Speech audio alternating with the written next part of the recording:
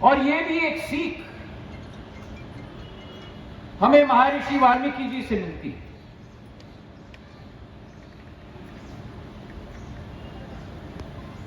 ये प्रांगण एक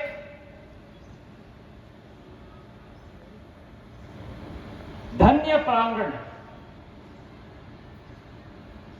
एक ऐसा प्रांगण है जहां एक तरफ महर्षि वाल्मीकि जी की मूर्ति स्थापित है, भारत की गौरवशाली अतीत की विवेचना ये मूर्ति करती है। दूसरे तरफ बाबा साहब अंबेडकर की मूर्ति स्थापित है। ये भारत की स्वतंत्रता एवं लोकतांत्रिक प्रणाली की नींव और इसकी मजबूती को पूरे विश्व में उजागर करती है। तो जब जब मैं इस प्रांगण में आता हूं,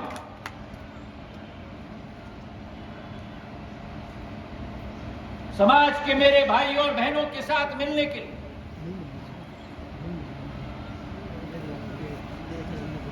आपकी बात सुनने के लिए, सामाजिक समरसता की बात और चर्चा करने के लिए, लेकिन यह स्पष्ट मैं आपको कह दूं कि हर बार जब इस प्रांगण में मैं आता हूं, इस प्रांगण से एक नई ऊर्जा, एक नई शक्ति और एक नई सेवा भाव की भावना के साथ तत्पर होकर इस प्रांगण से मैं बाहर निकलता हूं। तो इस प्रांगण को मैं नमन करता हूं, और ये केवल मेरे लिए नहीं, केवल आपके लिए नहीं, केवल मंचासीन अतिथियों के लिए नहीं, ये दोनों मूर्तियां, ये दोनों चित्र भारत की असीम प्राचीन क्षमता और भारत की आधुनिक ताकत के प्रतीक है मेरे भाई और बहन। तो आज मैं आपको आह्वान करना चाहता हूं,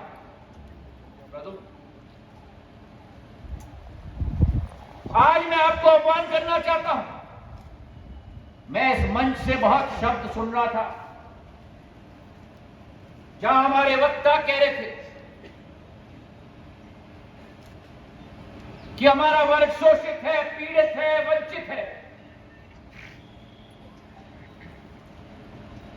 यह जरूर सत्य है, और आपके उत्थान के लिए एक एक जनसेवक और एक एक जनसेवक केवल नहीं, लेकिन देश के पंत प्रधान प्रधानमंत्री नरेंद्र मोदी जी ने संकल्प लिया है मेरे भाई और बहनों। लेकिन इस विवशता में नहीं रहना है, क्योंकि आपका इतिहास एक गौरवमय इतिहास है। आपके पथ प्रदर्शक एक तरफ महर्षि वाल्मीकि जी, एक तरफ बाबा साहब अंबेडकर। यह अतिशयोक्ति नहीं होगी अगर मैं आपको कहूं, ये आपके गुरु, आपके महर्षि नहीं, भारत के गुरु, भारत के महर्षि नहीं, लेकिन विश्व के गुरु और विश्व के महर्षि।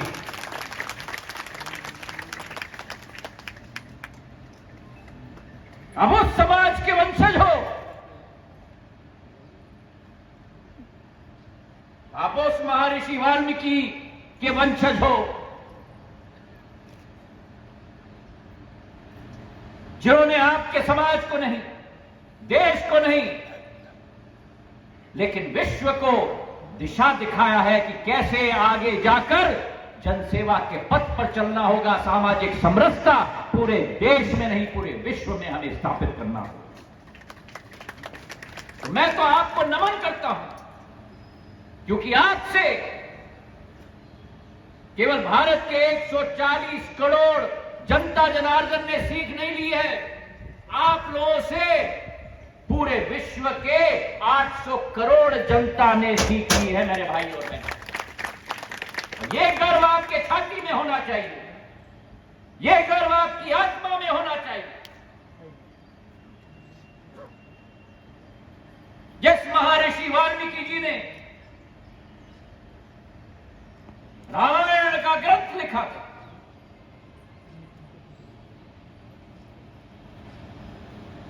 भगवान राम स्वयं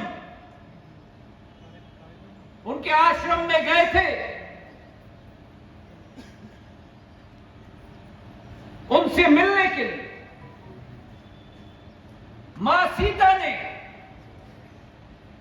अगर किसी के आश्रम में शरण लिया तो वो केवल महर्षि वाल्मीकि जी के आश्रम में शरण लिया।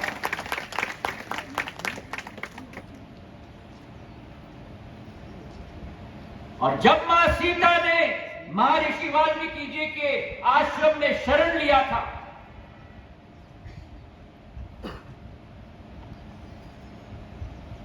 भगवान लव और कुश का जन्म भी उसी आश्रम में हुआ था।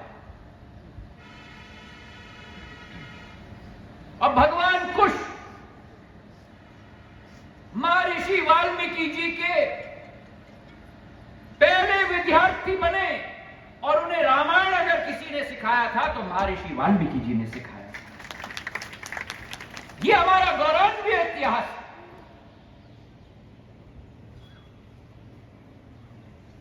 मैं कई वक्ताओं की बात सुन रहा था, लेकिन मैं इस बात पर हर वक्त विश्वास रखता हूं कि अगर देश का भविष्य बनाना है, अगर प्रदेश का भविष्य बनाना है, तो इतिहास पढ़ना, समझना और मन में अंकित करना बहुत जरूरी है। इतिहास की समझ के बिना हम वर्तमान को नवीन आशा और नवीन विश्वास के साथ बो नहीं पाएंगे, और वर्तमान को नहीं कर पाएंगे तो भविष्य को भी नहीं कर पाएंगे। जो सीख हमारे ग्रंथों में है, हमारे रामायण में है, हमारे महाभारत में है, वे सीख आज भी केवल भारत के लिए नहीं लेकिन विश्व के लिए एक गुरु ग्रंथ और गुण होते हैं। और आज मैं ये बात आपको कह रहा हूं क्योंकि आज के भारत में बहुत परिवर्तन आया है।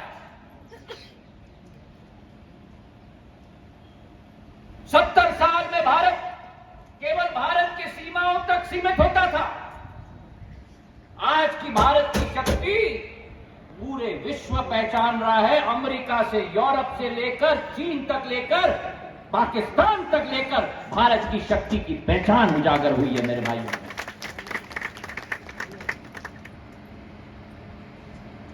और इस वातावरण में हमारे ग्रंथों की सीख, हमारे महापुरुषों की सीख इस नई पीढ़ी में भी अंकित करना बहुत जरूरी है। भारत की एक विशेष शक्ति, भारत की आध्यात्मिक शक्ति, वो एक ऐसी ज्वालामुखी है, एक ऐसी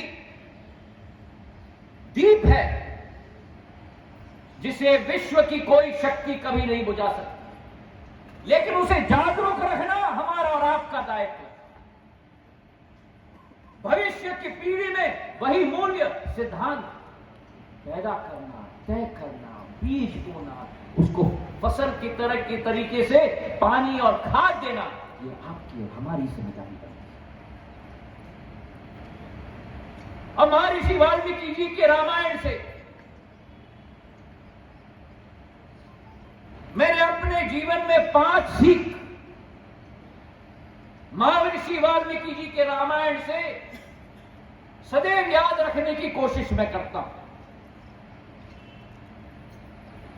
पहले महर्षि की वाल्मीकि जी के रामायण में एक सीख निकलती है पहली कि विविधता में एकता। जब भगवान राम की सेना लंका पर चढ़ाई की थी तो भगवान राम की सेना में केवल मनुष्य नहीं थे, भगवान राम की सेना में वानर थे। तो किस तरीके से केवल मानव जाति को नहीं लेकिन संपूर्ण सृष्टि को एक साथ में लेकर विविधता में एकता पैदा करना, ये महर्षि वाल्मीकि जी के रामायण से हमें सीख मिलती है।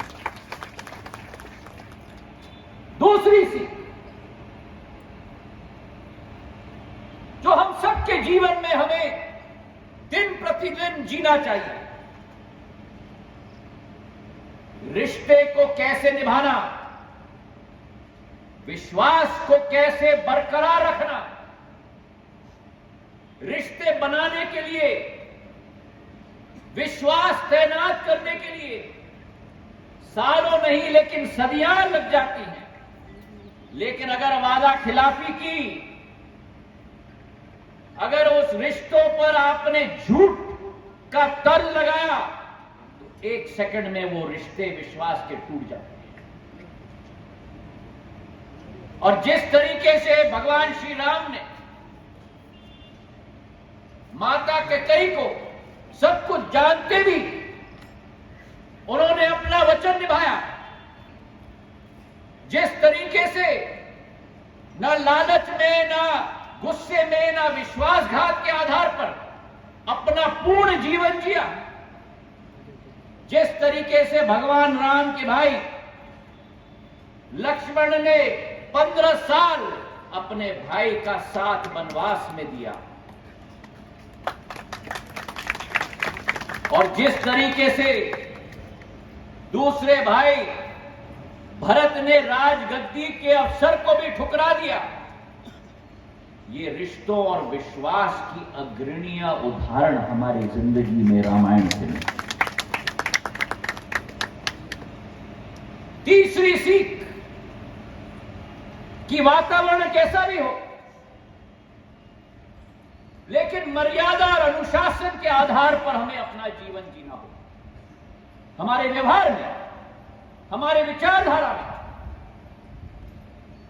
ऐसा कोई भी बात ना आए जिससे अपनों को या दूसरों को कभी भी ठेस पहुंचाया जाए, उनके सम्मान में कमी हो। यह हमें महर्षि वाल्मीकि जी से, रामायण से हमें सीखनी। चौथी सीख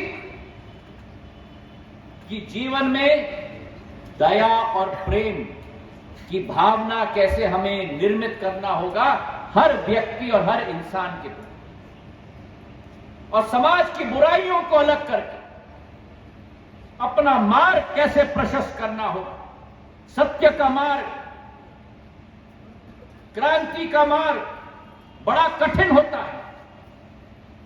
फूल नहीं लेकिन कांटे बिखरे होते हैं, लेकिन उन कांटों पे भी चलकर उस लक्ष्य की पूर्ति कैसे करना, यह महर्षि वाल्मीकि जी की रामायण से हमें सीख मिलती है। और आखिरी सीख कि सबके प्रति एक सम्मान व्यवहार किस तरीके से हमें अपने जीवन में अपनाना चाहिए। न पद को देखते हुए, न उम्र को देखते हुए, न लिंग को देखते हुए, न भेदभाव को देखते हुए, चाहे मनुष्य हो या जानवर हो, सभी के साथ एक पूर्ण रूप से समान व्यवहार किस तरीके से हमें रखना होगा, यह भी महर्षि वाल्मीकि जी के रामायण से सीख हमें मिलती है। मेरे भाई, महर्षि वाल्मीकि जी के 7 उद्गार थे, प्रेरणादायी वक्तव्य है, जो अगर हम अपने जीवन में अपनाएंगे तो हमारे धार्मिक लक्ष्य जो है, मनुष्य को मोक्ष प्राप्त करना होगा, उस लक्ष्य के प्रति हम तेजी से, रफ्तार से आगे हम बढ़ पाए। उनकी पहला वक्तव्य था कि जननी और जन्मभूमि स्वर्ग से भी बढ़कर है। उनका दूसरा वक्तव्य, किसी भी मनुष्य की इच्छा शक्ति अगर साथ हो, वो कोई भी काम बड़े आसानी से कर सकता है।